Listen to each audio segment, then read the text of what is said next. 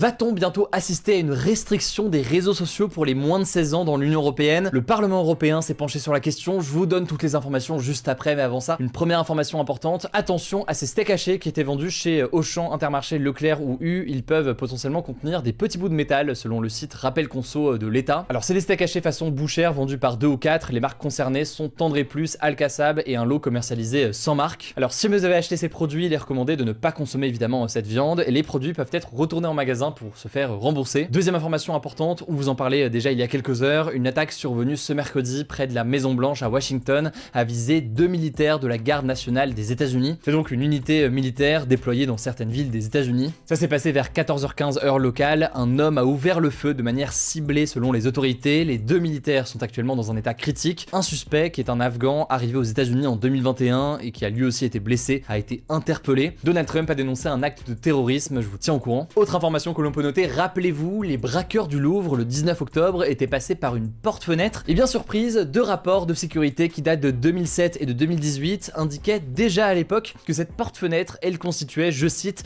un excellent point d'entrée dans le musée. Alors les auteurs présumés, on l'a dit, ils ont été arrêtés et les enquêteurs cherchent désormais les commanditaires et veulent savoir si ce document donc de sécurité a pu fuiter pour les aider. Et donc je vous le disais en début de vidéo, le Parlement européen a proposé ce mercredi d'interdire l'accès libre aux réseaux sociaux aux moins de 16 ans au sein de l'Union européenne. L'objectif, c'est de limiter les risques physiques et psychiques qui pèsent sur les mineurs. Alors attention, faut être très précis sur tout ça. Le rapport, en fait, il recommande de fixer à 16 ans l'âge minimum pour les réseaux sociaux. Cela dit, dès l'âge de 13 ans, ce serait possible avec un consentement parental, donc un accord des parents. Mais attention, tout ça, c'est une suggestion, c'est pas quelque chose qui a été adopté. En fait, c'est un rapport qui a été adopté donc par le Parlement européen, mais il agit en fait aujourd'hui comme une forme de recommandation aux États européens. Autrement dit, donc, ce n'est pas encore quelque chose d'acté. Il faudra voir la position des différents pays européens dans les prochains jours. Évidemment, je vous tiens au courant, rendez-vous aussi sur Instagram, vous êtes plus de 5 millions là-bas. Merci beaucoup pour votre confiance.